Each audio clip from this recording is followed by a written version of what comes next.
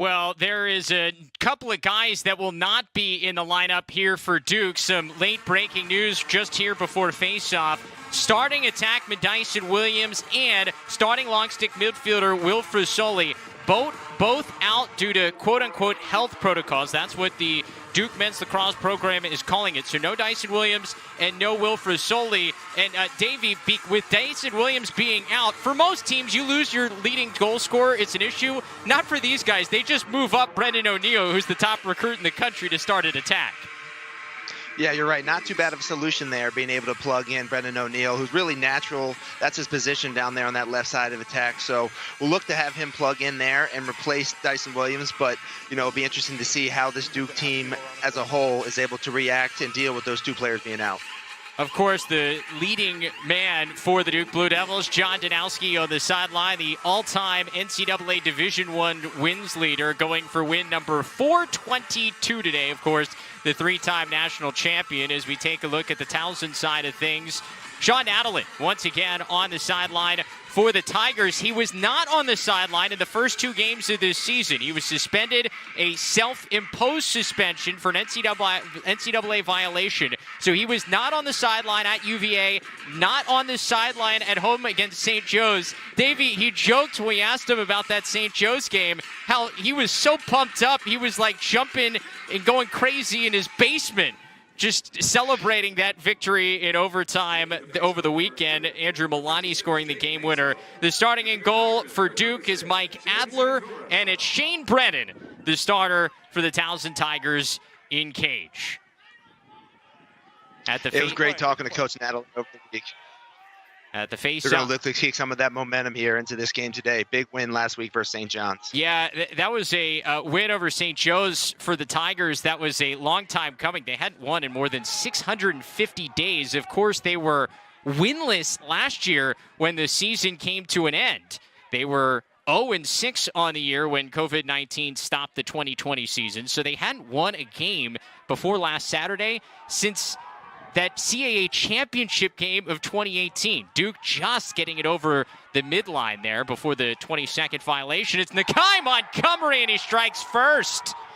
The starting midfielder for the Blue Devils makes it 1-0. And that's just the way Duke, you wanted to start this game, getting off to a fast start. First shot going in. Really nice job by Nakai Montgomery.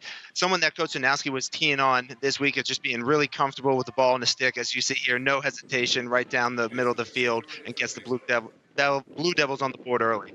Nakai Montgomery off to a terrific start here this season. That his 5th goal of the year.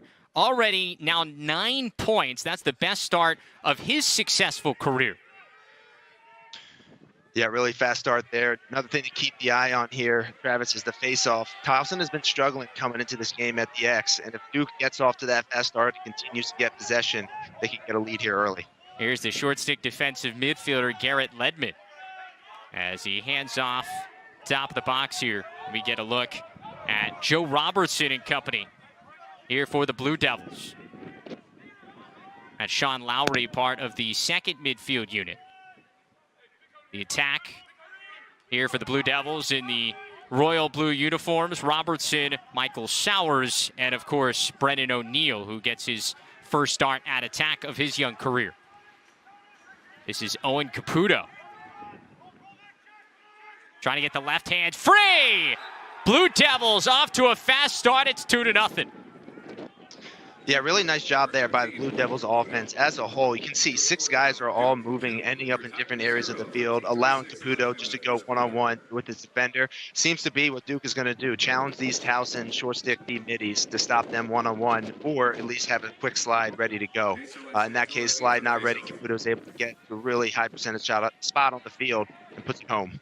And we've already seen the midfield unit here for Duke. We talk so much about the attack with guys like Sowers, Williams, of course, who's out, O'Neal, Robertson. But the midfield for the Blue Devils is really good as well, as Towson wins the ground ball on the faceoff. However, they turn it over. Mosilla couldn't get it clear. So a chance here for Duke for another offensive possession. Yeah, and those are the little plays that we keyed on with Coach Nadalin when we talked this week. right? The 50-50 ground balls, the clearing, those little things have to be executed almost to 100% to make sure they're not hurting themselves. This is Montgomery already with a goal today. Kai Montgomery and Owen Caputo, two guys that Coach Danowski talked about, actually thought about maybe splitting them up on the first midfield unit because both have very similar traits in terms of their ability to dodge. Here's Sowers on the quick restart, and he finds the back of the net. First touch for Sowers today, and it's 3-0 Duke. And I love it, seeing him getting his sideline fired up, showing a little energy there. You know, we're just talking about the midfield and how effective they are, but, you know, don't forget about Michael Sowers and how quickly you see him able to just pick that ball up, beat his man, get his hands free.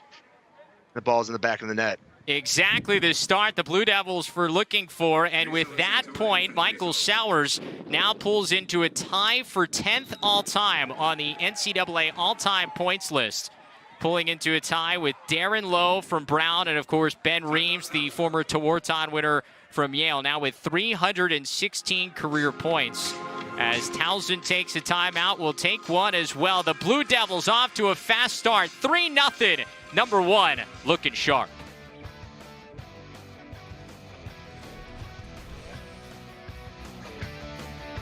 Tigers having to pause things early here, just a couple of minutes into this first quarter. Already 3-0 Duke. The Tigers have yet to get an offensive possession.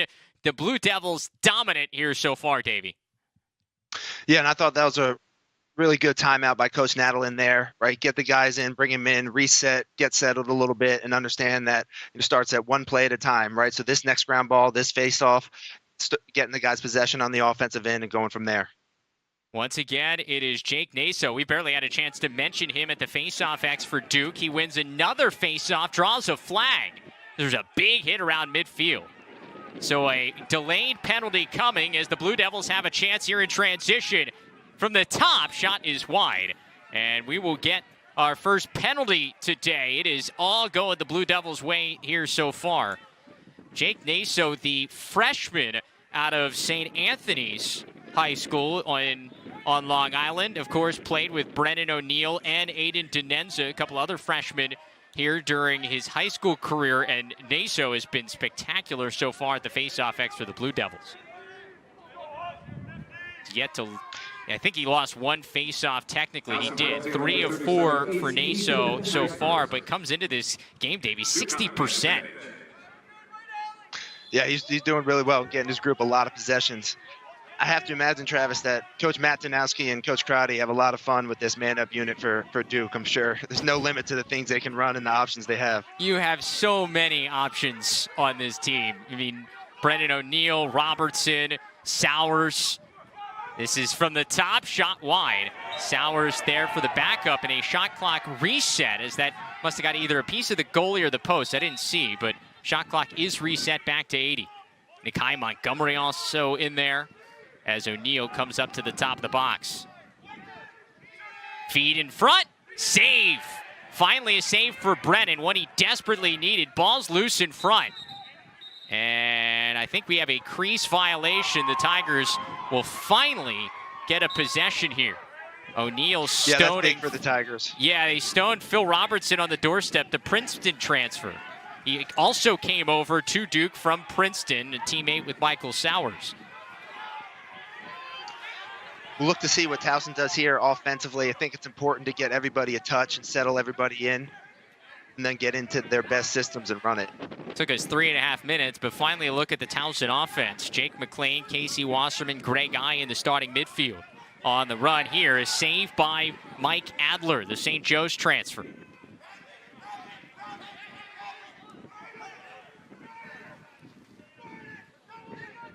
It's big for Adler as well. First shot that he's seeing, getting the save on it. Builds goalie's confidence. However, the Blue Devils turn it over, so we go right back the other way for Towson. Mike Adler has gotten the start in now 3 of the 4 games. He did not start one of the games in that opening weekend. Turner Upgren, who took this team to a national championship game. He was the primary starter back in 2019 when the Blue Devils made the run to the Final Four. However, it was Adler who got the nod, won the competition throughout the early part of this spring and the fall, and he has gotten the nod here in most of the starts so far for the Blue Devils. Some sloppiness for Towson. They keep it in, and it's tracked down here by midfield. This is Brody McLean.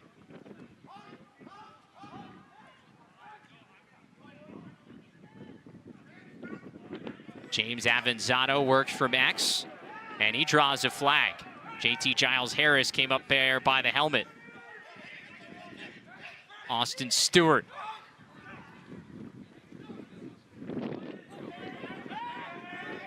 Penalty coming here for the Tigers. Ryan Swain tries to center it there to McLean. Nobody home. Still nobody's touched it up. The shot clock's about to expire. It does there, and so that will trigger the penalty. And Towson will go on the man up for the first time. Important for this Towson offense to execute here and settle in a little bit. Important to have a positive possession, get a good look on cage here, and get a quality shot, high percentage. Get another look at this. Avensado working from X against JT Giles Harris, the All-American. You saw the swipe down there. That's what it's going to take, though, from this Towson offense, is dodging hard and physically against this Duke defense. Avensado did a great job there, lowering his shoulder, using his body and drawing that flag. It's the Tigers offense. They got off to a great start in that first game against UVA on the road, playing a really good Virginia team. They actually had a couple of goal lead early in that one. And may have even been a bigger lead for the Tigers in that game, except they hit a couple of posts in the first half. So Towson, this offense, when they do, they have been able to create opportunities at times in this early part of the season. And this is a big chance to try to get their first goal of the game. Get on the board here as some sloppiness again. Avensado has to track down the ground ball.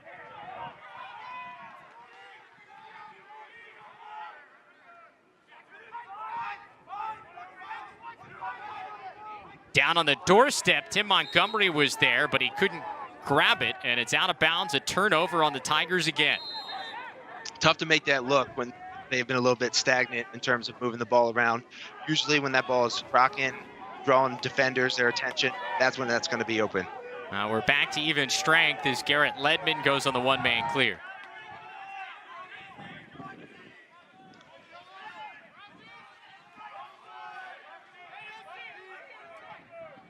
Here's Sean Lowry, the graduate student out of Foxborough, Massachusetts. So many of these guys, Davey, it feels like they've been in a Blue Devils uniform forever. Here's Sowers. No, you're absolutely right. The amount of seniors and grad students and older members of the team that are on these rosters is pretty incredible. Somebody stepped in the crease there while setting a screen for Duke, so a turnover, and Towson gets it over midfield. Mo Silla, the LSM out of Rockville, Maryland, gets it over. A little dangerous pass there coming out of the box for Greg I, but I able to settle things down. Get that first midfield unit on for the Tigers. Jake McLean on the run. Shot gets through. And it's backed up there by Brody McLean. A couple shots off the first dodge here for the Towson midfielders. I think important to make sure they're drawing two, moving that ball twice and finding the open man on the backside, really generating those quality looks. McLean joined by James Avensado and Andrew Milani at the starting attack spot here for the Tigers. Here's McLean, got free, shot wide, but it's backed up by Avensado. Did not reset the shot clock, but still 25 to operate.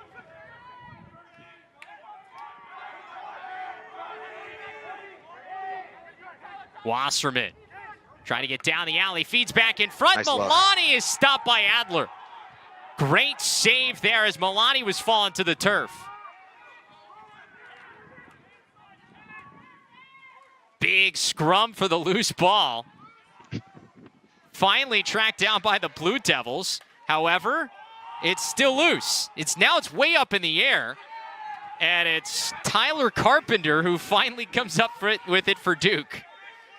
Always so frustrating as an offense when you feel like you're putting in the work to generate that high-quality opportunity, and then Adler steps in there and just shuts you down, keeping Towson off the scoreboard so far. Couple of nice saves for Mike Adler. You mentioned the transfer from St. Joe's. He was one of the top goalies statistically in the country last year with the Hawks. Decided, hey, for my graduate year, why don't we see if we can step it up? He makes the move to the ACC. We mentioned kind of a slow start. Goals against average, a little over 10 so far in a couple of games, but settling in here so far. Then speaking of settling in, nice save by Brennan. Transition chance Towson here for the with the push here. Tigers. Yeah.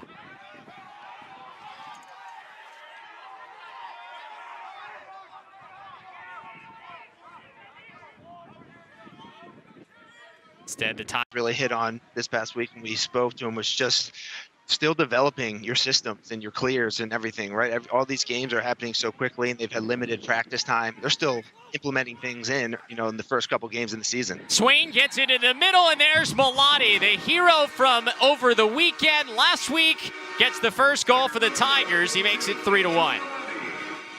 Yeah, Milani picking up from where he left off last week. Towson doing a good job now of looking on that inside. There's been a couple outside-in feeds that have generated really high-quality looks. And now this time, Towson able to get this in the back of the net themselves on the board. You see Swain take advantage of the short stick matchup. He matched up against Garrett Ledman, able to create. And so the Tigers finally on the board, and that's one of a couple of good looks for them here in a couple of possessions. Looks like they're getting a little bit more. They're definitely settling in there. Really good job spot there, and then that ball, Plains going high, sneaking it past Adler there. And good pressure there by the Tigers to force the turnover.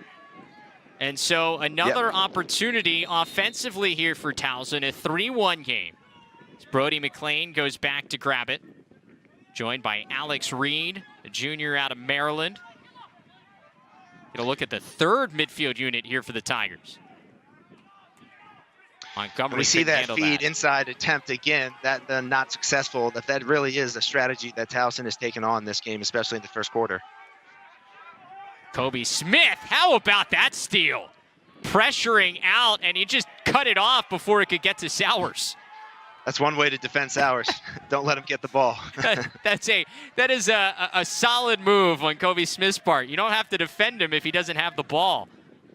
That's exactly right. Good move on his part.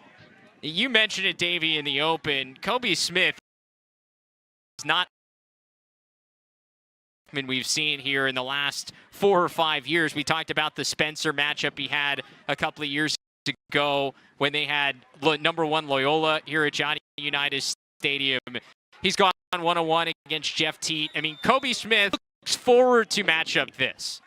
No, you're right about that. And you mentioned all the Duke we feel like have been there for 5-6 years. Kobe Smith is a guy I feel like has just been wearing a uniform forever. In every big match game, he does a great job. I mean, it's crazy to think about. He was matching Spencer as just a sophomore. His coming out party that year is more season here for this Towson team. Back in 2019, now as a regular senior. He's not a fifth year. This is his senior season, so he does a year if he wants to come back. And that one finds the back of the net. Another one for the Blue Devils. It's 4-1.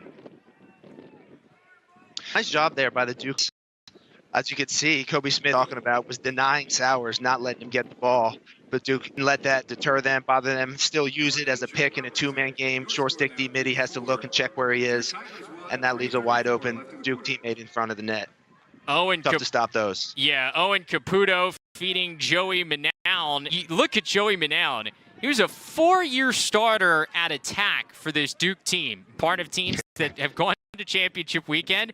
All of a sudden, he's on the second or third midfield unit. That is the type of talent that Duke has brought in via transfer and, of course, via recruiting here. That's exactly right. You and I were hitting on it before. Just looking at, who is listed as their third midfield, the combined experience is incredible.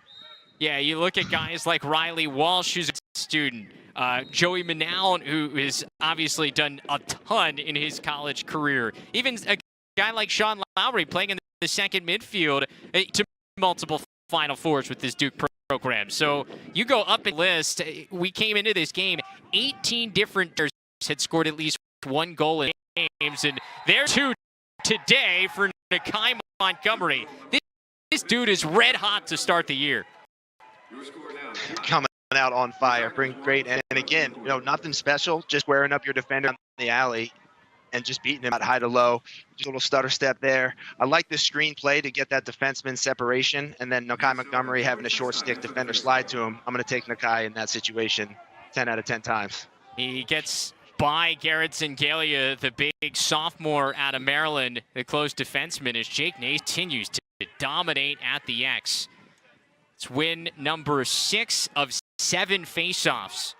Naso, by the way, also has a goal so far this season, and so he's also dangerous once he gets the ball into the offensive end. And this is what we were talking about, keeping an eye on the face-off. Having those back-to-back possessions for Duke just gives that offense more and more confidence. At the same time, it wears down the Towson defense. This is Caputo taking the ball back to X. Beats his man off the pipe. Loose ball. That was a really nice take by Caputo. And it's won by the Blue Devils.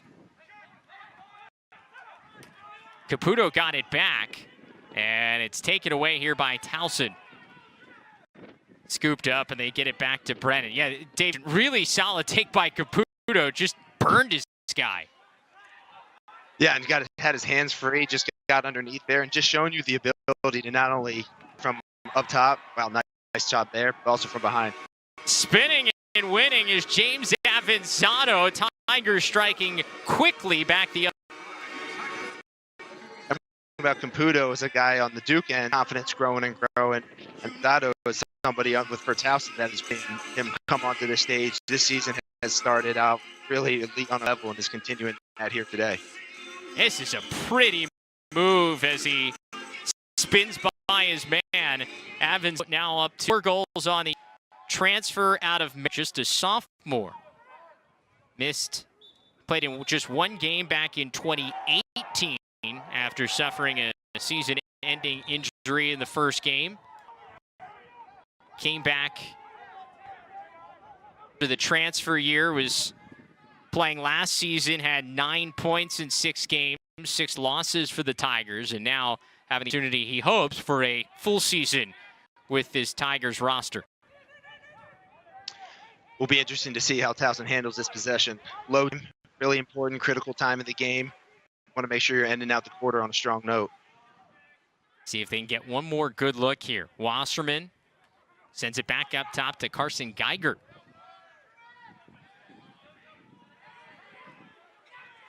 Carson, one of 2 Geigers for the Tigers, couple of twins, as it's just a kind of turnover. Looked like Duke had somebody get a stick in the way. Bulls for Duke are playing aggressive. They're not afraid to come out above their restraining line and really just getting in the hand of Towson offensive players. That's led to couple turnovers now. I mean, they don't have a ton of depth defensively, not nearly as much as they do offensively. It's hard to compete with what Duke has offensively, but when you look at JT Giles-Harris, first-team All-American here in the preseason, Tyler Carpenter has been stellar so far. 9 caused turnovers already, and Kenny Brower, who's a really good standout sophomore who started all 8 games as a freshman. There's not a goal to really try to pick and choose in that Duke defense. I agree with you. They have every ability to shut down any opposing. Carpenter's a guy that's really caught this year. It's not only check ability, there's the ground balls out on the lead. Good physical play there as Riley Walsh tried to take it to the crease. Brennan gets around his man. And Mo Silla couldn't corral that ball. So 7 seconds left. Blue Devils have one more last chance here. Down on the doorstep, Brennan O'Neal, he beats the buzzer. First goal of the game for the standout freshman. His 5th of the year, now 9 points for Brennan O'Neal here in 2021. Yeah, really nice job by Brennan O'Neal there, just being opportunistic, not giving up on the play, keeping time on the clock. That's something that Towson is going to go back when they watch this film and really go over, right? Those are the mistakes that they can't give away and have that fail clear opportunity that leads to that goal. But Great job by Brennan O'Neal being on that backside pipe and finishing. Sowers to Joe Robertson to Brennan O'Neal, the starting attackman combining for that last second goal. And so it is all Duke after one. A fast start for the #1 team in the country here in their first road test of 2021. Duke with a 6-2 advantage after 15 minutes. Second quarter coming up here on LSN. Emila back with you here on Lax Sports Network, our CAA game of the week. And Davey, Duke did everything right in that first quarter. Yeah, ideal start for the Duke Blue Devils, both the beginning of the quarter and to end it there with that goal from Brennan O'Neal. I think it's starting with them on offense, winning their individual matchups and getting those high percentage shots. Towson, I think, still needs to settle down a little bit and limit the careless turnovers and failed clears. Big collision as Brennan O'Neal takes it back to X. O'Neal, of course, scoring the final goal of that first quarter, beating the buzzer for Duke. Yet on the violation, yet another face-off win for the Blue Devils. They have been dominant at the X so far today. O'Neal behind the back! Oh, one of the best of his college career so far. That was outstanding. That's just some of the things that Brennan O'Neal can do that a lot of other players just don't even think about, right? Just the ability to be able to catch that ball and as accurately just get that ball behind your back is really impressive, and you're starting to see that Sowers to O'Neal connection grow more and more.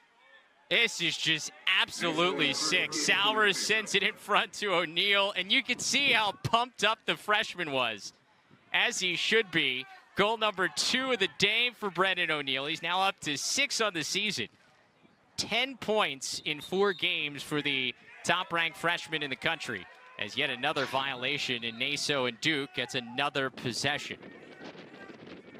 Yeah, we may see that one on SportsCenter Top 10 here moving forward. But I love the way that the Duke offense is celebrating after goals. You see Sowers getting fired up, Montgomery jumping in the air, O'Neal's giving a fist pump. That kind of energy is contagious, and Duke is rolling right now. Here's Joe Robertson wrapping around, another one. All Duke in this first half, make it 8-2 Blue Devils. Yeah, they really are just on fire right now, and it's a pick your poison situation with just the dynamic ability of all these different players. Joe Robertson showing you his ability to not only be off ball and effective, but to take his man, dodge his long stick, and turn the corner. That's just really good stuff there. Good offense. Robertson came back to college lacrosse last weekend, making his return, his first game in 630 days. Obviously missed all last year due to injury, finally making his return. He hadn't played since the Final Four game against Virginia back in 2019 in Philadelphia. He makes his return, had 4 goals and an assist for 5 points in the victory over Mercer, and here he's got his first goal in Game 2 back in a Blue Devils uniform.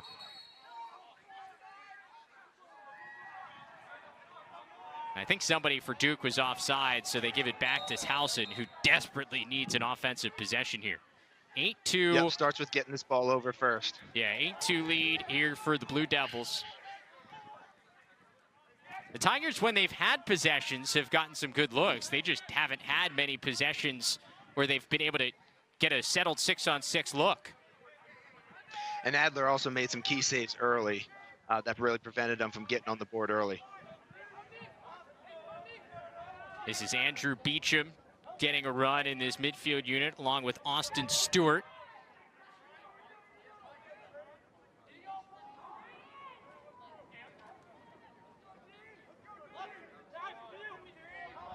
Beecham.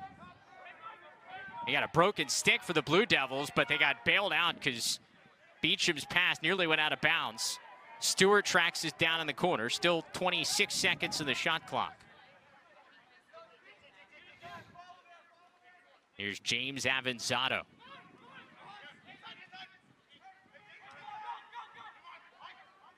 Avensado with one of the 2 goals so far for the Tigers.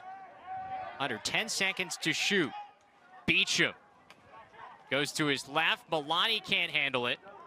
Picked up by Stewart, but that'll be a shot clock violation as Tyler Carpenter picks up the loose ball for Duke.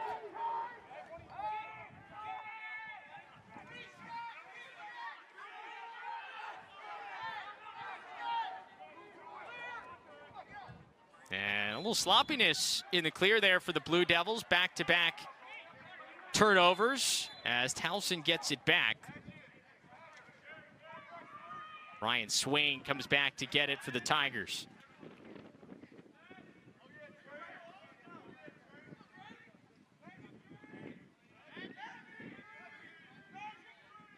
They get a look at the first midfield unit here for Towson. Jake McLean, Casey Wasserman, and Greg I. They've yet to do anything here for the Tigers. They're important players for Towson this season. Here's Jake McLean. By the way, no relation to Brody. Jake is from California, Brody from up north of the border in Ontario. Avensado getting the matchup with JT Giles Harris. The All-American turns him back.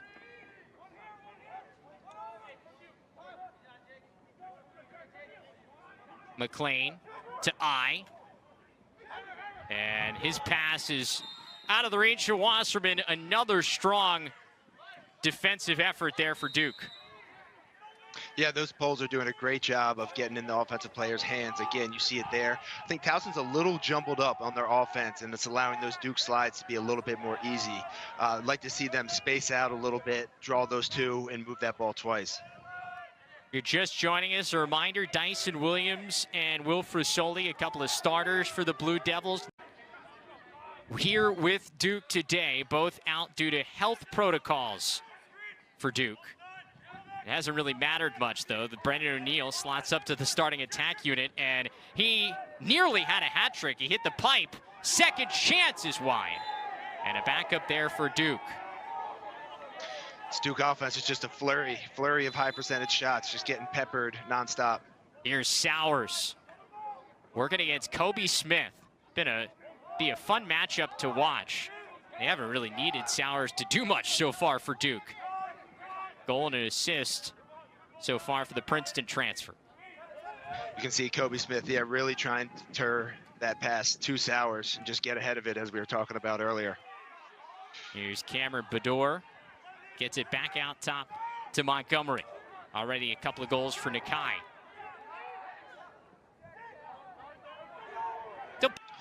Yeah, really strong take from Joe Robertson there. If you look, when he catches this ball, he is out. Just that catch and split to his left hand gets him that advantage. He's ahead of that defender, and then shows his strength, his ability to handle that check, being right under his arm there, and then ultimately turn the corner and get that ball high to low in the back of the net.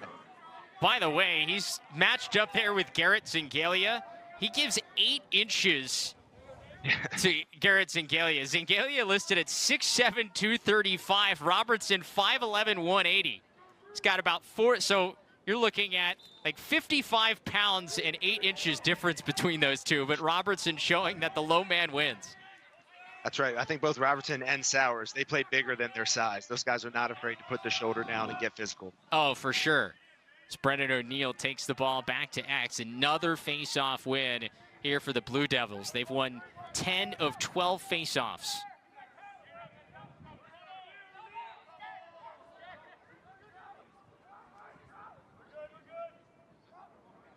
That has been the key here to this dominating start. They just have had so many more chances offensively, and if you give this offense chances, they're going to make you pay. Lowry dodging through as he gets it back out top to Caputo. Caputo!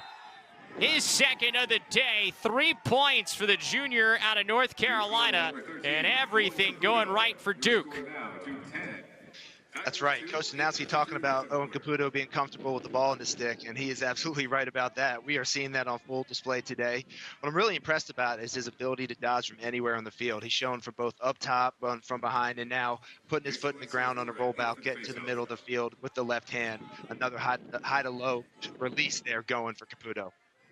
Caputo had a breakout season as a sophomore. In 8 games last year before the season was halted, had 12 goals, 8 assists for 20 points. He only played 11 games back in 2019, mostly on the man up, but as a sophomore a year ago, really had a breakout season, and he's carried that over here into this year. He really has, and it's interesting, again, going back to the idea of Coach Naso talking about separating Montgomery and Caputo as a possibility, but both are obviously being extremely effective here today on the same line. Duke takes their time to get it over midfield, but they do. And it's Ledman gets it into the box. Another offensive possession for Duke, and this Towson defense just has to be exhausted.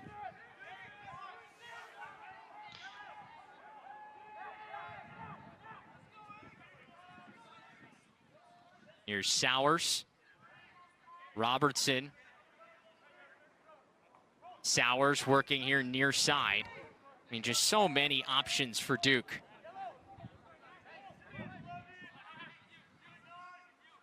Towson has dropped back into what looks like a zone here, Davey. Yeah, and that's sort of from what you just mentioned with Towson having so many possessions in a row, right? Their defense has got to be tired. Instead of chasing guys around out and extending, they're looking to be compact and try to force some outside shots and trust their goalie to make some saves. Under 10 seconds to shoot here for Duke. Sowers sends it up top. Aiden Denenza can't handle it. And a shot clock violation for the Blue Devils. So nice job by the Tigers to change things up, and they catch Duke off guard there. Yeah, really nice job, as you said. That was a challenge, having those possessions a lot in a row. Got to make sure they pick up this ground ball, though, here. And another turnover for Towson, unforced. It's one thing. Yeah, those are the things Coach Nadalin has continued to be referencing, right? Can't be shooting ourselves in the foot and digging out of a 8-goal deficit. I mean, it's one thing to lose a bunch of face-offs because you're facing a guy who's red hot. It's another thing to shoot yourself in the foot, as you just mentioned, and keep giving Duke offensive opportunities when they haven't earned it. And as we mentioned, that's when offenses really settle in. Their confidence just grows and grows. They start making even bigger plays. Once again, a zone look for the Tigers. Here's Lowry. Feeds in front. Caputo squeezes it there inside the pipe. A hat trick here in the first half for Owen Caputo. Nice job by Caputo there. So again, we've seen his ability with the ball and the stick. Now we're seeing his ability on off ball just to find that soft space within the defense, right? As you mentioned, Towson dips into his zone. So Caputo just gets behind the defender's head, find the soft spot. He has his hands free from about 6 yards, and he's going to be money from there. That's a perfect zone-busting play for Duke. Got 11 goals in this first half with still 6:21 to go. This Blue Devils team got off to kind of slow starts in the first weekend against both Denver and Robert Morris. They ended up winning both, but dug themselves into a little bit of a hole, especially in that game against Denver, the opener. However, not the case against Mercer last week, and certainly not the case today. And I think it's a testament to the amount of experience and leadership that they have on this roster. You know, you and I both know that Duke tends to start slower in the, January, February, March months, and then they always end up in the Final Four weekend. There's been no, delay here, and they've hit the ground running, and I think that has to do with that maturity and experience that they have here. Well, and I think you look back to that opener against Denver where they had to come from behind against a very good Denver team who got a one-goal win over Marquette earlier today. But there's no panic on any of these Duke players because, you go up and down the roster, and they're guys that have been there before. Even you mentioned Joey Manown or Joe Robertson, Nakai Montgomery. These guys are guys that have played in big-time, meaningful games down the stretch of the season. So if you're in a slump or you're in a hole here early in February, it's no big deal. They just kind of hunker down and make plays, as that shot is just a little wide from Reed. Nice hustle there by JT. And how about that? You're looking at Duke. Obviously, it's still the first half, but you're up by 9 goals, and JT Giles-Harris is making sure to run out that ground ball. And these guys are locked in today. Yeah, I absolutely love it. You can see it with the energy on the Blue Devil bench. You can see in their celebrations after they score, and just the urgency that we're seeing the defense staying in the Towson offensive players' hands and causing those turnovers. Then that outstanding play there by JT Giles-Harris to run that out. That's just pure effort. Duke out shooting Towson so far 21-9, including 14-4 on goal. Bador sends it behind to Brennan O'Neal, getting an opportunity to work for Max. O'Neal bodies his man, fakes, tries to twist it, ends up wide.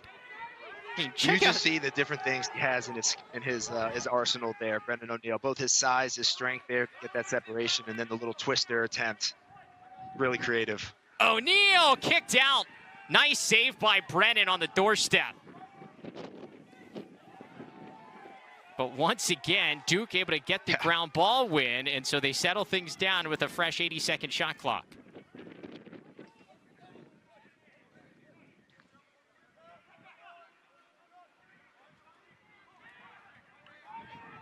Loose ball, Towson finally wins it. Kobe Smith. He likes to push. He is dangerous in transition, but he gets it to the offense. Stays on here for a second. And now we'll get some of the offensive midfielders on for the Tigers. Yeah, you know, we haven't seen as much early offense going on in this game, really from both sides. We've had our short stick D middies and long stick midfielders bring the ball over, and then both teams are, you know, resulting to getting their guys on the field and running the offense instead of, you know, going immediately into a pass down, pick down, and some early offense. McLean is stepped down as wide. Tigers looking for their first goal of this second quarter. Trailed 6-2 after one. It's a 5-0 second so far for the Blue Devils. Tick toward 3 minutes to go in the half. 3-10. 7-6.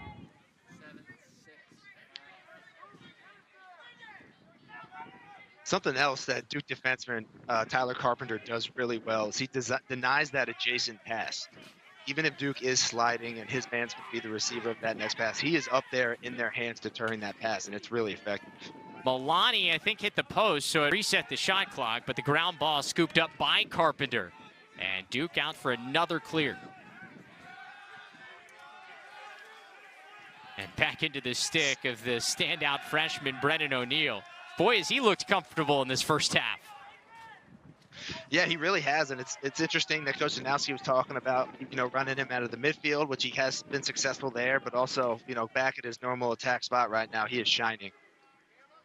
Minor no Dyson Williams in the starting lineup today for Duke, out due to the school's, quote, health protocols today. Both he and starting long stick midfielder Will Frisoli not playing for Duke. But Brennan O'Neal getting the start at attack today because of that, and well, the Blue Devils offense is clicked. There's a save by Brennan. Caputo was looking for another. It's a nice catch there by Colby Bars, the freshman.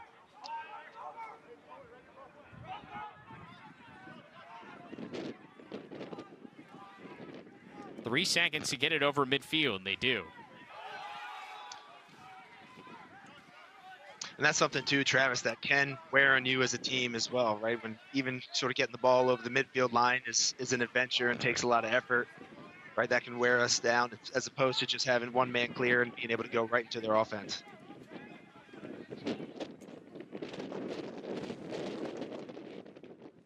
Wind whipping at Johnny Unitas Stadium today. You can hear it on the camera. Big play in the middle.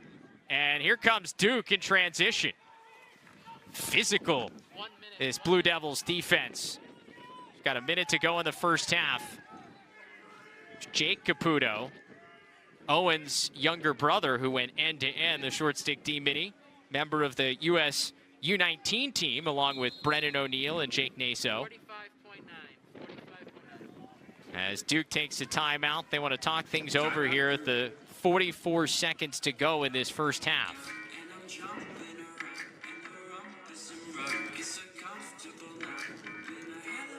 So with the timeout, a chance to remind you that in honor of Lax Sports Network's 5th anniversary, we are giving away a custom LSN helmet.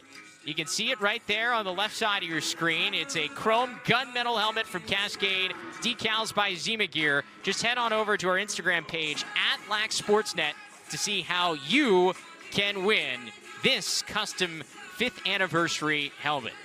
Got a bunch of them here in the studio. Very, very cool. Shout out to Cascade and Zima Gear for helping team up here with us at Lax Sports Network for this giveaway.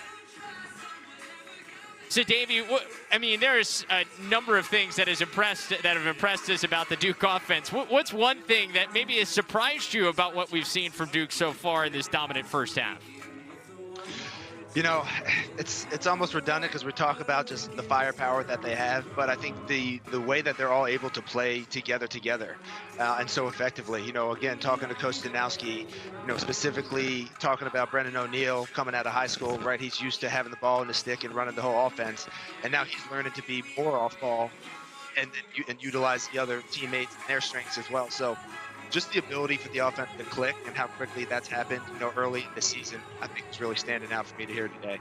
Yeah, and I think early in the year we saw times where maybe this offense wasn't all on the same page. They're still trying to figure things out. In talking with Michael Sowers this week, he admitted, like, you still got to get a feel for everybody. He knows Phil Robertson from his Princeton days, but everybody else, you got to feel for where they're going to be on the field at what times.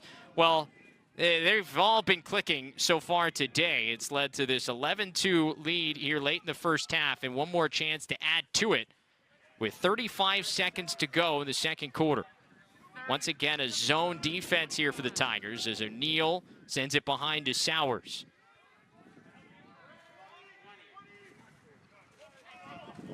Montgomery from the top of the box. It'll be interesting to see where Duke chooses to attack here, as they want to be timely and leave not much time on the clock, but also generate that high percentage opportunity. Sowers shakes out top to Bador. And that is backed up by the Tigers with 4 seconds to go. They will send it the length here. And that will do it for this first half. A dominant first half for the Blue Devils here at Johnny Unitas Stadium, the #1 team in the country, with an 11-2 lead at the break. They started hot, and they just kept on coming. Duke up by 9 here after 2. We'll be back in a few minutes, but first we send you back inside the LSN studio to catch up on everything else going around the college lacrosse world.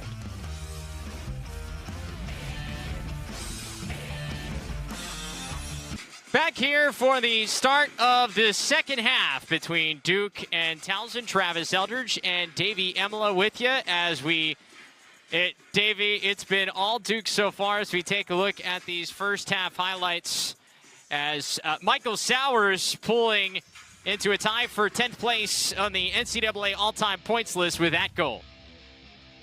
Yeah, really fast start for Duke, having a ton of members of the team contribute and show their abilities here. Sowers, none different, showing his quickness. O'Neal as well, having some highlight real goals. Really impressive first half by the Blue Devils. Then you've got Brennan O'Neal, who got the bump up to the starting attack unit here today with Dyson Williams out of the lineup, and he has looked very comfortable. A couple of goals for Brennan O'Neal. Sowers with a goal to go along with an assist in that first half. Nakai Montgomery also 2 goals. All of that equaling a 9-goal Duke lead as we get ready for the start of this third quarter. And Davey, we talked about it a little bit in that first half, but you think about all the new pieces Duke brought in. They had 6 guys they added via transfer. Of course, Sowers the most notable there, but you had 6 new players via transfer. You add in guys like Brennan O'Neal, Aiden Denenza, who are standout freshmen that come into the roster. So you knew it was going to take a little while, and it just seems like maybe here in Game 4 of the year, things have started to mesh a little bit on that offense. Yeah, they certainly do, Travis. It's hard to argue with that. And I think just look no further than just the reactions you see when the team scores. Everyone is jumping on each other, super excited, and just shows you that they're not concerned about who gets the credit or who is scoring, but that they're team focused and just trying to be successful as a group. So I think that mindset is what allows this group of such dynamic players to come together and be so successful so quickly. Yeah, and doing all of it without Dyson Williams in the lineup. We said it, for most teams, you lose your top goal scorer. He came in with 6 goals here in the season. You lose your top goal scorer, and you got issues to deal with. Not the case so far today, as Duke's offense has plenty of different answers. We didn't even mention Owen Caputo in his hot start. Caputo with a hat trick and an assist, 4 points. He's the leading point guy in this game. On the Towson side of things, 5 saves for Shane Brennan in goal, but there's been times he just hasn't had a shot to save some of these shots. No, you're absolutely right. Shane Brennan's been playing well. He's made some really tough stops at point-blank angles and in areas of the field. But just there's been some sloppy turnovers and things that have just hurt Towson. When they actually get into their offense and have solid possessions, they're generating good looks. So it's just about limiting those turnovers, generating those same looks, and making sure the ball ends up in the back net. Duke won 11 of the 14 first-half faceoffs. It's Jake Naso who starts the third quarter like he played in the first half. Another face-off win for Duke. Now 12 of 15 at the X for the freshman. Doesn't seem to be bothered at all by the new face-off rules. Standing neutral grip, of course, new this year. No more knee down, no more moto grip for face-off men here in college lacrosse. And it was interesting, Davian, talking to John Danowski about the face-off in terms of they have another really good face-off guy in Jordan Kinder, who he admitted has struggled a little bit with changing to the standing neutral grip. And so it's been different for different guys in terms of how they've been able to adjust.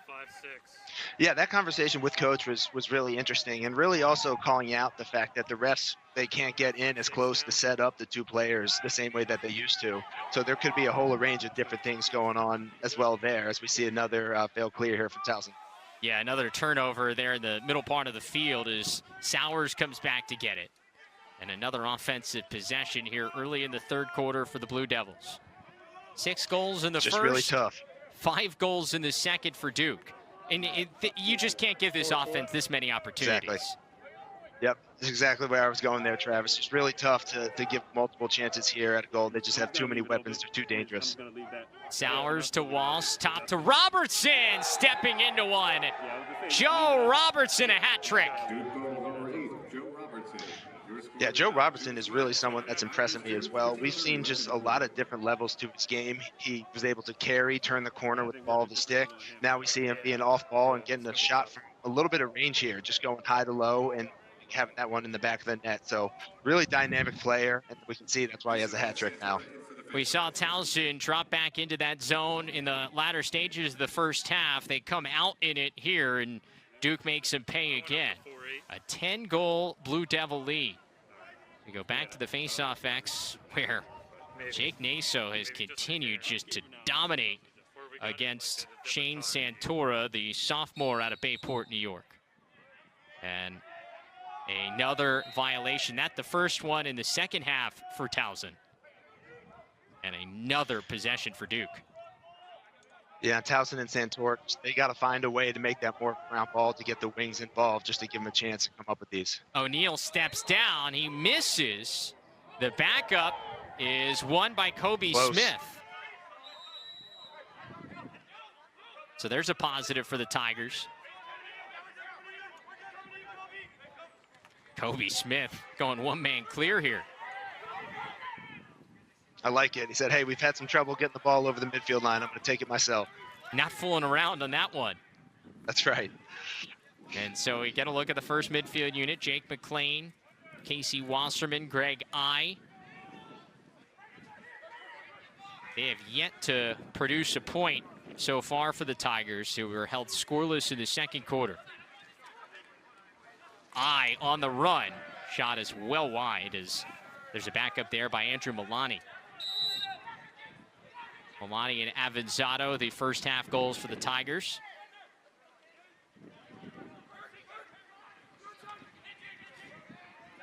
Wasserman on the run. His brother scoring a goal for Utah. Obviously the younger brother of Bryce Wasserman, Major League Lacrosse MVP from this past year. See where he ends up in the PLL. Nice save. Backhand shot by Milani is wide. So Adler got a good stop on that one. Yeah, really nice opportunity. Well done by Towson offense to generate that shot. Adler was just there to meet the challenge. McLean. Ball's loose. You got to go all the way back around midfield to try to grab it. And it's Carpenter. No, excuse me, not Carpenter. It's Burke, who had a beat on the ground ball. It's still loose. Somehow stays in bounds on the sideline, and Duke's got it. O'Neal tracks it down, gets it to Sowers. This is trouble. Robertson, the quick stick, he missed it. But O'Neal tracks it down in the corner, and a 80-second reset here for Sowers. Got to get somebody on him at X.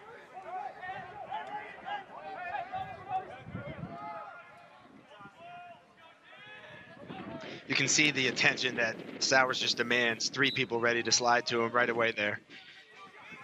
Kobe Smith nearly want to back up again, but Sowers and Robertson there to keep possession here for Duke.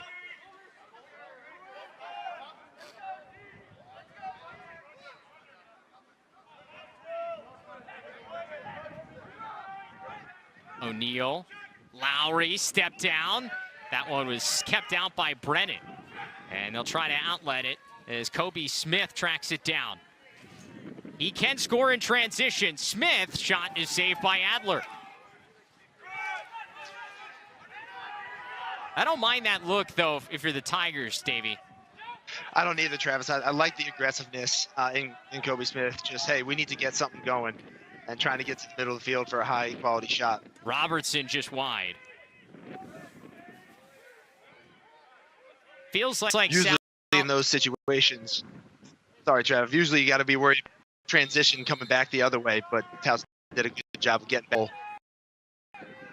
And about to say, it feels like Sowers is starting to feel for one of his teammates who are shooters to kind of settle in. He's looked really comfortable at X today. Yeah, he is. He's really settling into that quarterback role and just leading his teammates with his feet, where they're able just to catch, have their hands ready, and let it go. Here's Brennan O'Neal, full head of steam. Gets it to Caputo, kept out there by Brennan.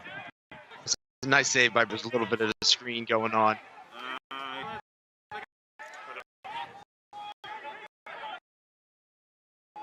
Towson back, trying to strike quick, shot hit the pipe. Kept in there on the far sideline by the Tigers. And so they'll try to think.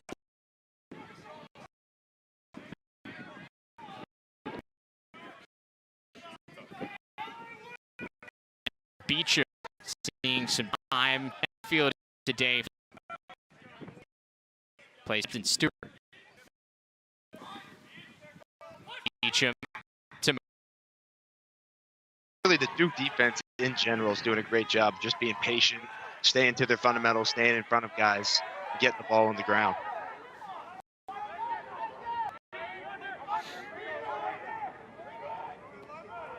Stewart, top of the box. Little shimmy shake on the run, and it's stopped again by Adler. Garrett Ledman will get out and go.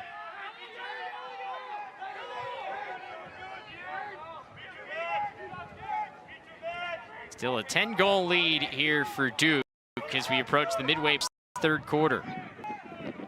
Duke led 11-2 at halftime.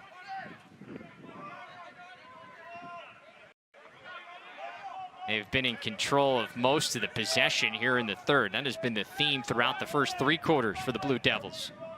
Looking to get to 4-0 here on the year.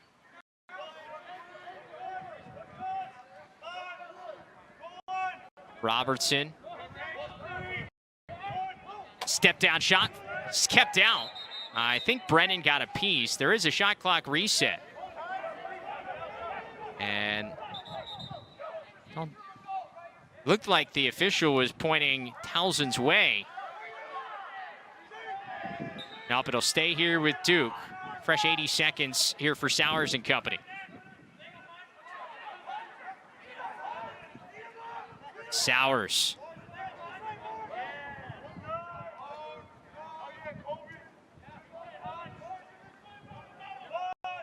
Over on the wing here to Robertson. Sowers puts on the Duke shake. being nice and patient here. have to think that the score being as it is gives the coaches an opportunity to roll out some different combinations of the midfielders, run out some different groups. Nakai Montgomery goes right in. One hat. Yeah, a really tough physical dodge job by Montgomery, using his body, staying strong with the ball, stepping away, and then coming back in underneath here to get in front of the net. You can see, too, Montgomery really comfortable dodging those poles. He took the freshman Kobe Bars to school, and then Kobe Smith came over and made him pay. Physical hit. But Montgomery will take it.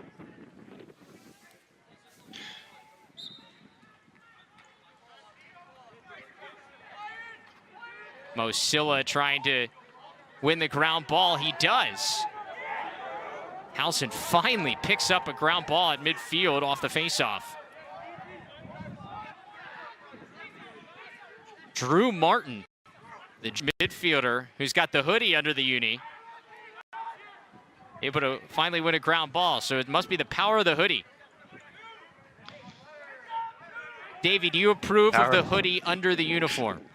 I was just going to say, I'm not sure that I do, but I know he's definitely warm. He's not feeling cold over there. I mean, you think you're going to be on the sideline for most of the day, and then all of a sudden you get put in, you get caught with the hoodie under the uniform, as there's another ground ball tracked down by JT Giles Harris. And Adler comes out of the crease in order to start the clear. And we saw in the first half, Travis, just the relentlessness that the defense was continuing to play with, right? JT diving out for those shots. They have not turned down the heat in any way. They're still playing really aggressive, really physical, getting in guys' hands and pressing out. Well, that's that's the thing with this Duke team. Like, you look at a game like this, and this is a great opportunity to continue to fiddle with things if you're the Blue Devils. Try to put some guys in different positions and see what works, because you just never know what kind of position you're going to be in the later stages of the season. Exactly, and that's, coming right from a conversation with Coach Janowski saying how early those scrimmages are usually, now they're games. There's another goal for Brennan O'Neal. He's got a hat trick today. O'Neal now 7 goals of the season. Yeah, he's tough to stop, just getting to that left hand. Really quick jab move and using his size to just keep that defender stick away from him. Getting to the middle of the field, right down the middle of the street. High percentage shot. Well, you look at that versatility from O'Neal. He's a player that obviously played attack in high school, came into this Duke program that's loaded at the attack position. And so Coach Janowski asked him, hey, have you played midfield? And O'Neal said, yeah, I actually started in the midfield. He was all excited about playing midfield. He starts at attack, but that's a midfield dodge there from O'Neal that we just saw. Yeah, no doubt about it. You're absolutely right there, Travis. Just really comfortable from operating, almost on like that high elbow, sort of above the wing, but not directly from up top there. And again, just getting to his left. You're already at a disadvantage as a defender when he's able to do that. We saw that there. I mean, you look at O'Neal, and he's just a baller. He can catch and finish inside. He can play at X as an X attackman. He can dodge from the top of the box. I mean, he's just a straight-up stud offensively. Yeah, he absolutely is. And I have to say, some of his mannerisms, just the way he plays, reminds me a little bit of Mark Matthews. Oh, okay. Just with that lefty over there, big, strong, uses his body well. Sometimes does things that other players aren't even thinking about, like that BTP that we saw. Obviously, Mark's an incredible player and has done it professionally, but seeing some similarities. Yeah, and hey, that's a good guy to be compared to. Matthews is a pretty special offensive talent in his own right. And another guy who's had a great game here so far today for Duke is the assistant coach's son, Ron Caputo's son, Owen Caputo. He has been solid so far. Owen with a hat trick here today to go along with an assist. 4 points, 3 goals on the day for Owen. And after a breakout season last year, Davey, Owen really showcasing his ability to dodge today. Yeah, really comfortable with the ball in the stick. Also planting, rolling back, using his body to get in between the defender and the ball for those high-quality shots. Really impressed with what I'm seeing from Caputo here today. We were talking with Coach John Danowski earlier this week, and he actually talked about trying to split up maybe Owen Caputo and Nakai Montgomery onto different midfield units just because both of them are very dynamic dodgers. Well, whether they're on the same unit or not, both have been terrific today, both with a hat trick. Those two, along with O'Neal and Robertson, 4 guys with 3 goals so far for Duke. Yeah, and that's what we talk about now with Coach Janowski having the ability to sort of tinker with those lineups and the different combinations of people. You know, some players are more ball-centered and just do better with the ball in their stick, while others are way more comfortable off-ball, finding those soft spots in the defense and catching and shooting. So, a great opportunity to see that and learn more and more about your team and your personnel. So many different options for Duke. Came into today with 18 different players having scored at least a goal over the course of the first 3 games. In comparison, Davey, only 9 guys for Towson had scored a goal in the first 2 games. Like, that is just 18 guys on your roster having scored a goal in 3 games is just mind-blowing. Yeah, it is. That's a lot for one roster. It's a sign of a very deep team. Montgomery sends it behind. Tic-tac-toe. Shot off the pipe. Another good look offensively for Duke. Bars feeds into the middle. He got a broken stick, I think. Bo Silla was trying to go in transition. Now Brody McLean will settle things down. 4 minutes to go in the third quarter. Tigers still looking for their first goal since the first quarter. They were held scoreless in the second, have yet to score here in the third. Just over 28 minutes scoring drought for the Tigers. Part of that has been the Duke defense. Part of that has been the face-off woes and the turnovers. Beecham back to Avensado. Much better spacing here, though, by Towson offensively. I think that has been one of their issues, is that, you know, they might be getting a step on their one-on-one matchups, but then there's nowhere to go. So I think that extra movement and spacing out a little bit is going to only be to their advantage.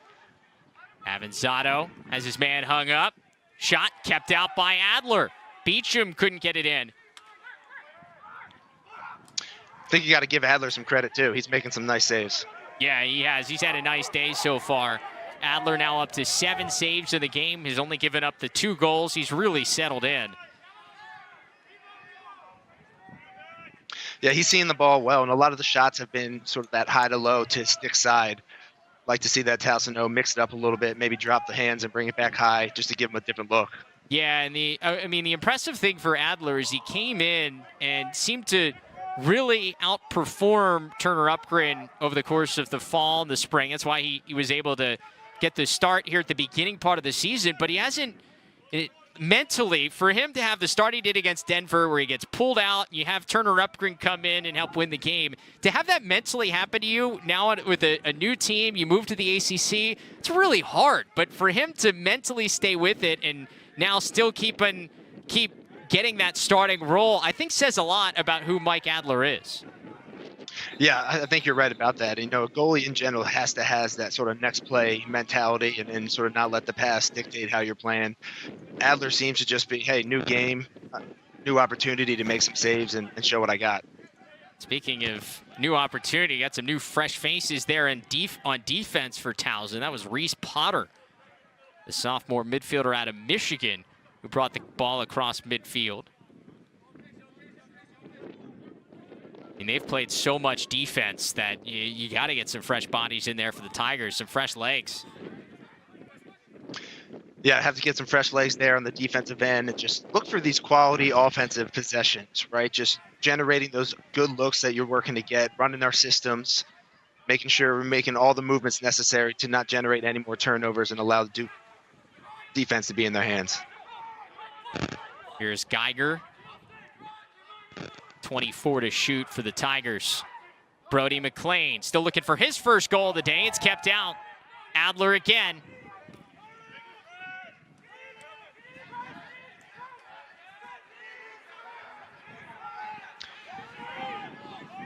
Have some numbers here. And they want them. A double team there around midfield. It was Matt Schimmel who was trying to get it across, and Duke keeps possession here. Under a minute to go in the third quarter. These are some of the things and situations that you really want to focus on now as Duke offense, right? End of the third quarter, 30 seconds left. What are they going to run in here to generate quality opportunity and leave very little ticks on the clock here? Robertson has it at X.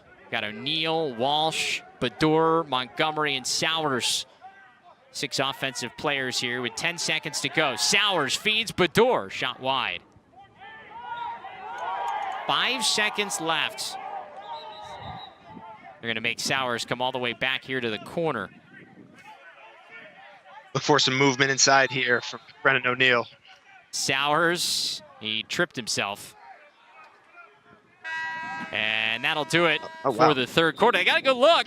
Riley Walsh had an opportunity. No goal there for Duke, but 3 more in the third quarter, including this one from Brennan O'Neal, the freshman with a hat trick today. Number 1, looking like it. They lead by 12.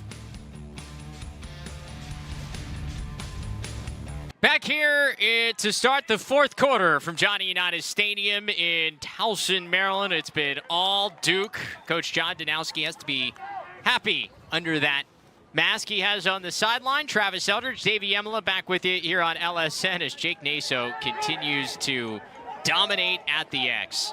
Another face-off win for Duke here to start the fourth.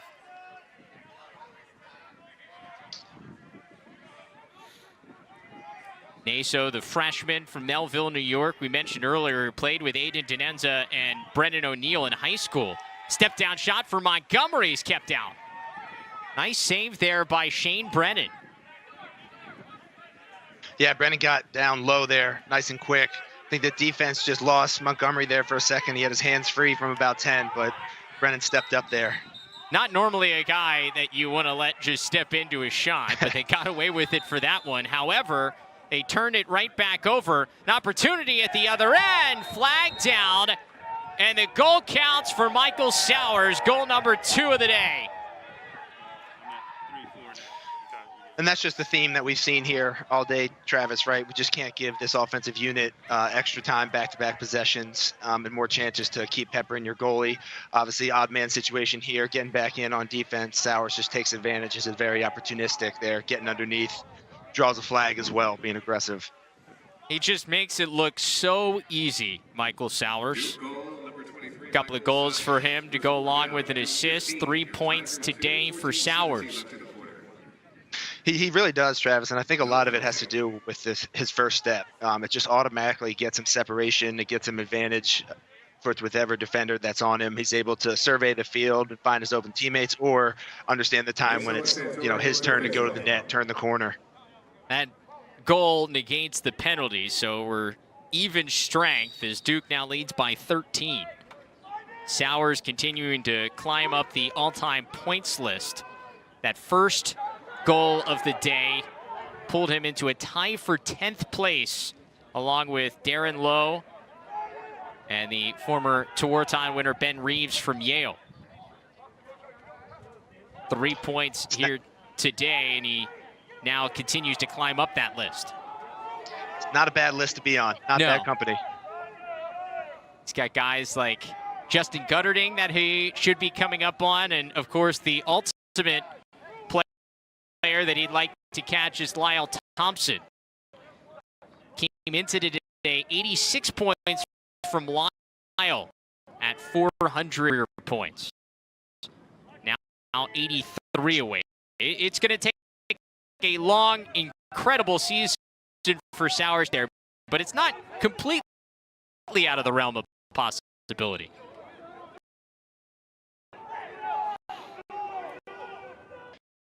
That's just a really big number, just meant to the player and his effect over a really long period of time. It's really impressive. Thompson was a very, very player. Sowers here feeds. Robertson stopped. Shane Brennan on the doorstep. By the way, we got a new goalie for Duke. Turner Upgren comes in here quarter. Obviously, Upgren, a goalie in his own right. Took a team to the Final Four with back at harder that season. Coach Danowski also Upgren, right, support of the team here. He really controls the defense. He's super vocal when he is in net. So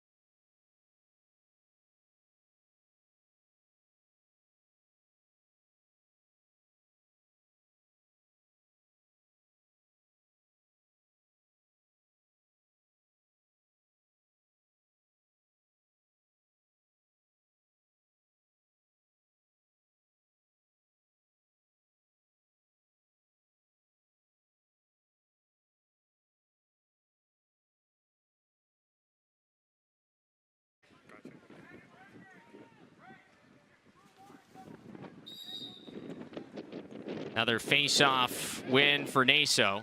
Said that a lot here today. By the way, that's the first career goal for Pat Anderson. Played in just 2 games last year as a freshman. So congratulations to him. He gets the 4th goal of the game for Towson. But Davey, back to what I was saying, I think you get the feeling that at some point later on in Brennan O'Neal, Michael Sauer's career, everybody it's going to be one of those, like if you were young and you didn't remember this season at Duke, people are going to go, wait, O'Neal and Sauers were on the same college roster? It just kind of has that feeling of both of their skill sets. Yeah, no, I think you're right. It's just one of those things that's going to keep just building over time. Obviously, Brennan O'Neal, he's a freshman now, a lot to be learned. But I can only imagine sort of the trajectory that they're on now and the notoriety that's going to garner. Oh, that is pretty. Sauers setting up another goal. It's Cameron Muley.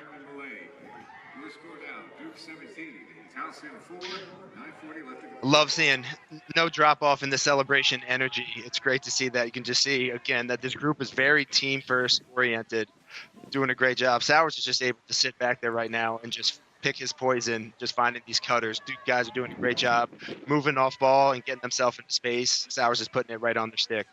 That's the senior Cameron Muley, his first goal of the year in his first action here this season. Came into the year with 7 career goals.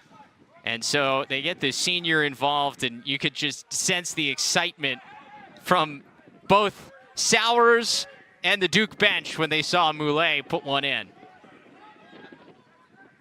Sauers feeds Muley again. He's got a pair. And the excitement continues. That's awesome. When you see that kind of excitement for a senior, those are the type of moments that build the character of a team.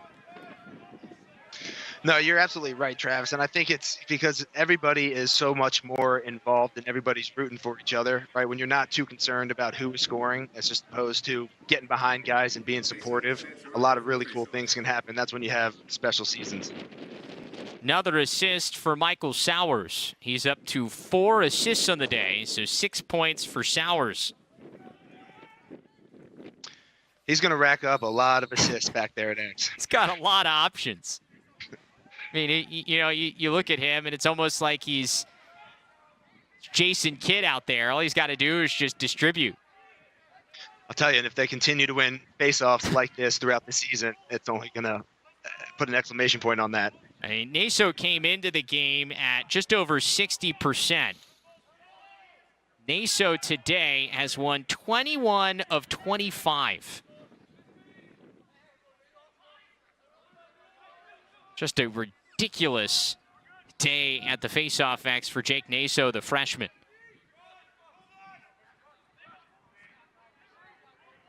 You know, Travis, I have to imagine the counters in the faceoffs are, even different now without being able to put a knee down and having to stand up. It's just that little different can throw guys off at that position. Here's Phil Robertson, who's now into the game.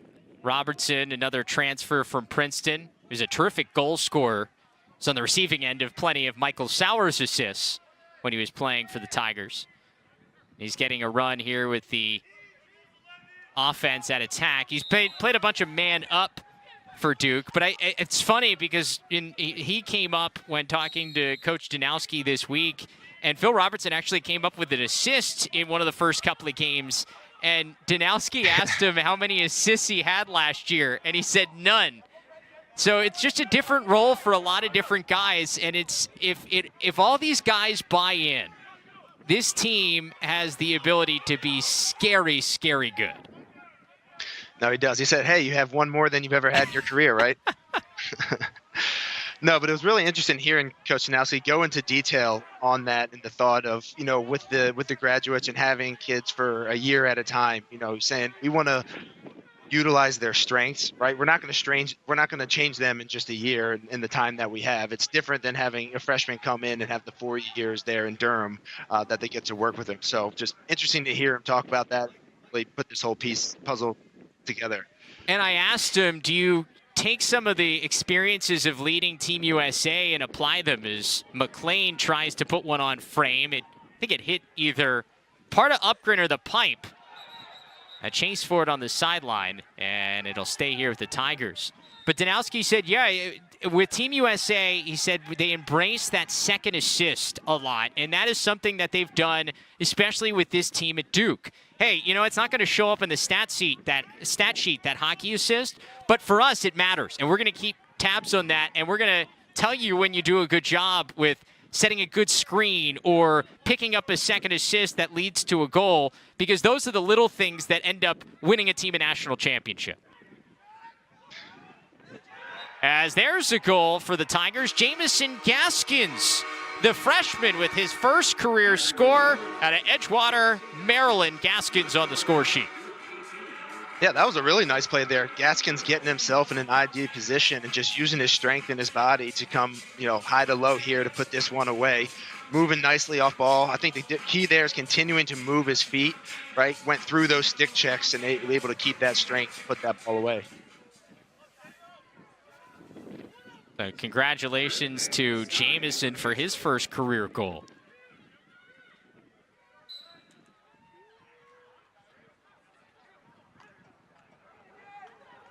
As it is a loose ball off the faceoff. Finally tracked down by the Tigers. They've got all sorts of new fresh faces in there. Travis Maynard, he has it now.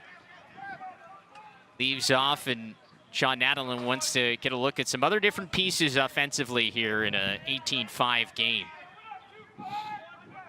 Yeah, this is a situation where Coach Nadelin is saying, hey, guys, who wants to go out and make a play, right? We're going to give some guys some opportunities. Who can grab the ball, dodge hard, draw a slide, move it twice, and run on offense.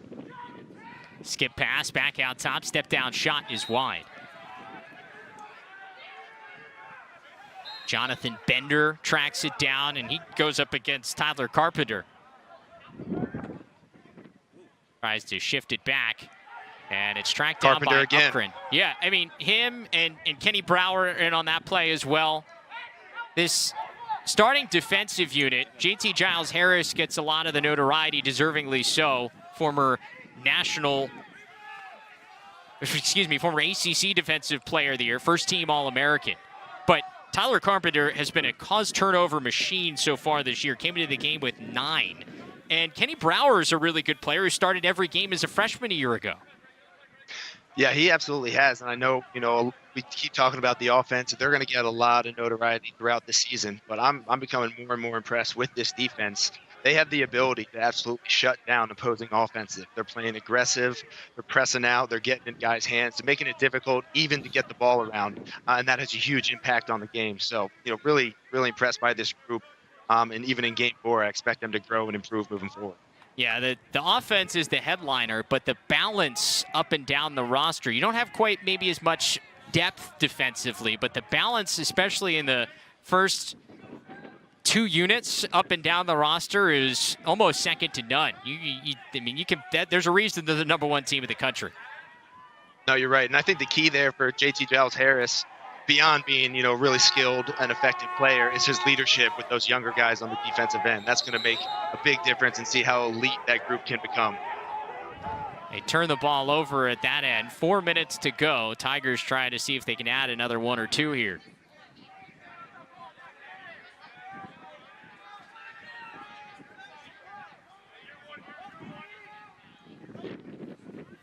It's Pat Anderson who got a goal today. Now back to Gaskins, who had his first career goal. Anderson steps down. Shoots wide, the backup there for Andrew Milani.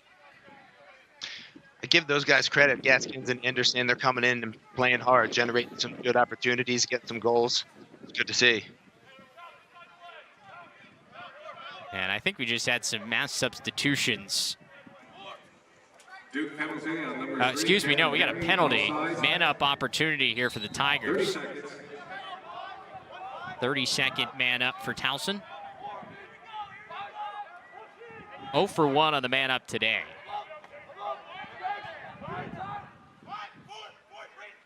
Avensado to McLean, and it squeezes past Upgren. Here's goal number 6 of the day for Towson as Brody McLean has his first. Yeah, nice handle there by McLean. Tough coming through the middle.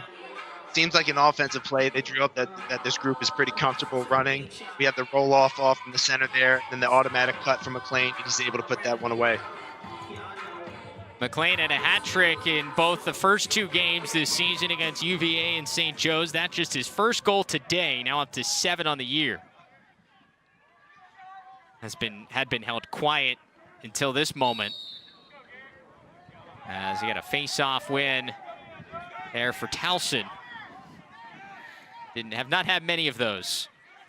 No, get a chance for them to have a back-to-back possession here. They haven't had all day. Joe Stein, by the way, has taken now the last 2 face-offs for Duke. That has changed some of the luck for Towson at the X, because Jake Naso, who it seems like his day is done, 84%, winning 21 of 25 today. That's going to boost up the season numbers for Naso, the freshman. Yeah, he deserves a ton of credit. I mean, he started from the beginning of the game, got his teammates the possessions. And when you give this offensive group, as we said, that many possessions, good things are going to happen. And that's game-changing for Duke. That was one of the issues they had against Denver, is they did not dominate the face-off X, allowed the Pioneers to take the lead. If Duke wins face-offs and they are getting a majority of the possessions, this offense is just going to put up ridiculous numbers this year. No, I was going to say, you almost have to play perfect as an opponent to make that happen. Just the, turnovers, self-inflicted mistakes, those things can't happen.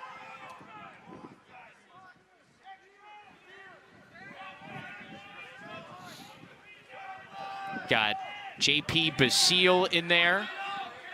Some new faces. Connor Drake in the midfield. He's got it now, working goal line extended, trying to feed across.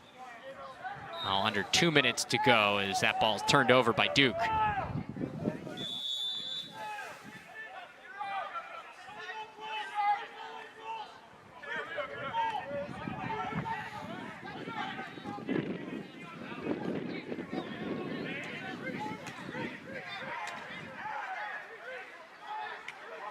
Physical play, that draws a foul.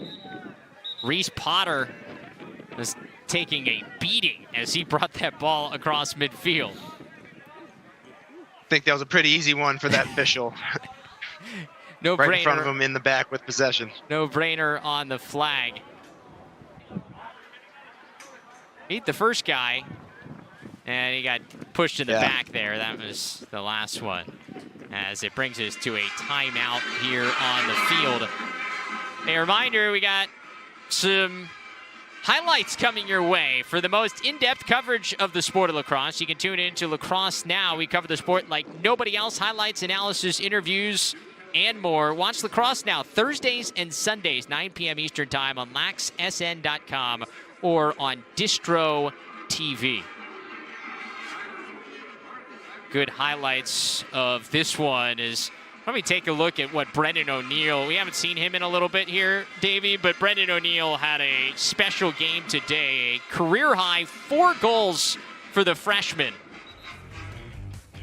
Yeah, he was lights out, Brennan O'Neal, today. Just, again, showing you all of his different abilities. We see our first 2 off balls. It's just absolute ridiculous behind the back catch and shoot there. Just really impressive. And then that ability with the ball on the stick, right? Dodging hard, using his strength, getting to the middle of the field, and just putting it in the back of the net. He and Michael Sowers have a strong connection this season moving forward. Yeah, and you mentioned it with the versatility that he shows. I mean, you see him be able to play off ball and catch and shoot. He can dodge to score. As there's a pretty goal. James Avensado with a rip on the man up. His second of the day. 7th goal of the day here for Towson. Yep, another example there of a nice job by Avensado, changing up the levels, changing his plane for a shot. Again, dropping his hands and coming back high. Towson had been struggling with those high to low and the bouncer, so Avensado seemed to find something working here. So Duke's lead cut to 18-7 with under a minute and a half to go. Davey, Duke has the number 1 next to their name for a reason, and I think we're seeing that reason why here today. But there's a conversation for that number 1 team. You got UVA, who's obviously still the reigning defending champs from 2019 because we didn't crown a champ last year. Your North Carolina Tar Heels are in that conversation, as are my Syracuse Orange. Who's your number one team right now? Well, of course, it's the Tar Heels. Spoken like a true North question. Carolina man. Yes, exactly. It's a good question, though, and I think it's a tough answer, and it's going to be setting us up for a wild season of lacrosse here. Because as you said it, those teams are really, really dynamic and can score and defend in a lot of different ways. Obviously the ACC, we always talk about those schools you listed. There's some Big Ten schools that have a chance as well. So I think the team that handles the full season the best is going to end up at the top here at the end. Phil Robertson, a rifle there for a goal. His third goal of the season, taking the feed from Jadon Carey.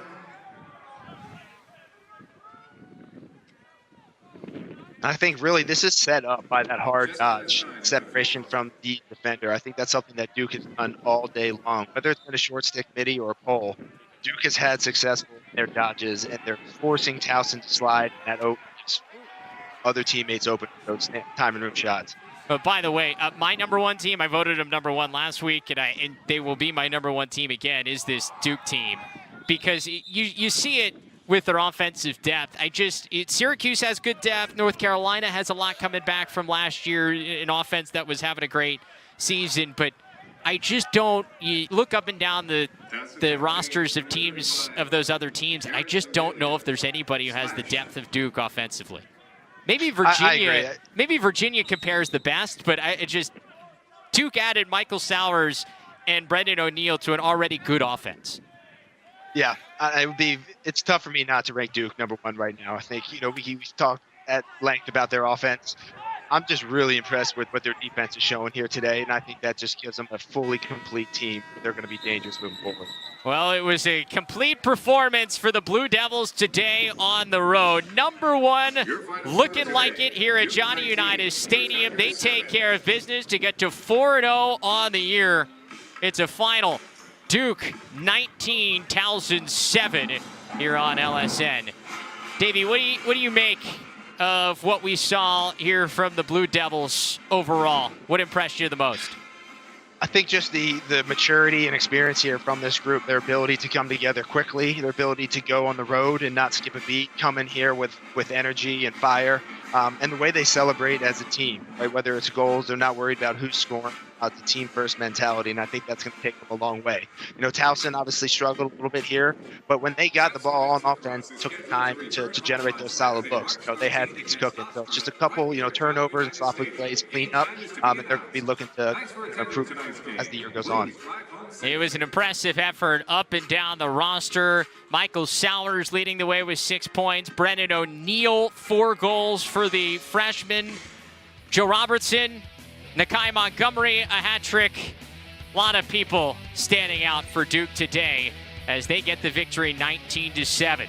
Thanks for watching here, our CAA Game of the Week on Lax Sports Network. For Davey Emila, our producer Dylan Hand, and our entire crew, I'm Travis Eldridge saying so long. We now send you back inside the LSN Broadcast Center for postgame.